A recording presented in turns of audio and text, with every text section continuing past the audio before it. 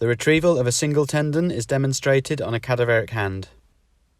Introduce the FlexPasser into the entrance of the lacerated tendon sheath, pushing it incrementally near the sheath entrance until it emerges at the palm.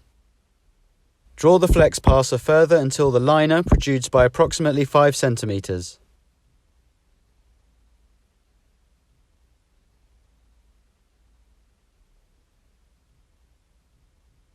Cut the upper leg of the liner, then remove the uncut section.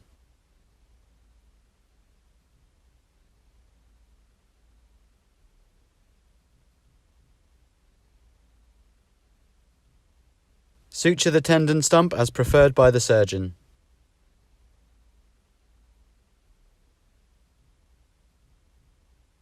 Introduce the FlexPasser probe into the liner until it emerges at the distal end, where it is clearly visible through the liner. Introduce 5 cm of the free end of the suture into the hollow of the curved needle carrier.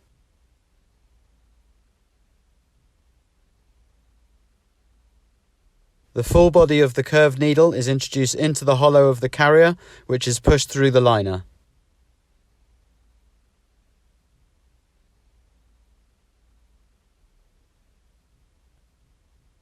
The tendon stump is introduced into the liner and the FlexPasser is pulled out of the liner at the distal end with the curved needle in its carrier.